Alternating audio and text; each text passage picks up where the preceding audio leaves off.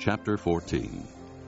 At this time, Amraphel, king of Shinar, Arioch, king of Ellasar, Kedorlaomer, king of Elam, and Tidal, king of Goyim, went to war against Bera, king of Sodom, Birsha, king of Gomorrah, Shinab, king of Admah, Shemeber, king of Zeboyim, and the king of Bela, that is Zoar.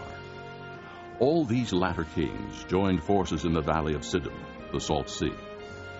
For 12 years they had been subject to Kedorlaomer, but in the 13th year they rebelled.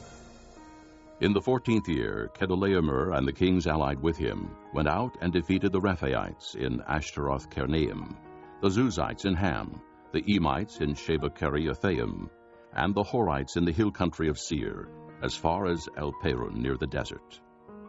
Then they turned back and went to En Mishpat, that is Kadesh, and they conquered the whole territory of the Amalekites, as well as the Amorites, who were living in Hazezon Tamar.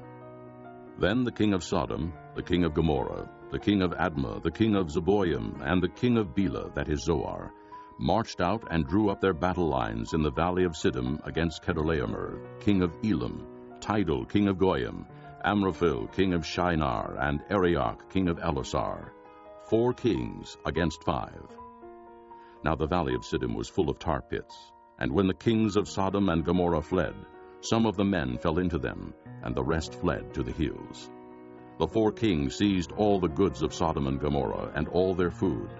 Then they went away. They also carried off Abram's nephew Lot and his possessions, since he was living in Sodom. One who had escaped came and reported this to Abram the Hebrew. Now Abram was living near the great trees of Mamre the Amorite, a brother of Eshcol and Einar, all of whom were allied with Abram. When Abram heard that his relative had been taken captive, he called out the 318 trained men born in his household, and went in pursuit as far as Dan. During the night, Abram divided his men to attack them, and he routed them, pursuing them as far as Hobah, north of Damascus.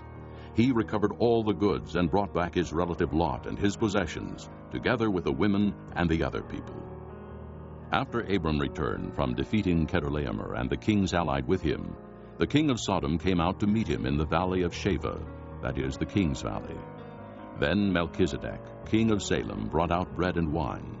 He was priest of God Most High, and he blessed Abram, saying, Blessed be Abram by God Most High, creator of heaven and earth. And blessed be God Most High, who delivered your enemies into your hand. Then Abram gave him 1/10 of everything. The king of Sodom said to Abram, Give me the people, and keep the goods for yourself. But Abram said to the king of Sodom, I have raised my hand to the Lord, God Most High, creator of heaven and earth, and have taken an oath, that I will accept nothing belonging to you, not even a thread or the thong of a sandal, so that you will never be able to say, I made Abram rich. I will accept nothing but what my men have eaten, and the share that belongs to the men who went with me, to Einar, Eshcol, and Mamre. Let them have their share.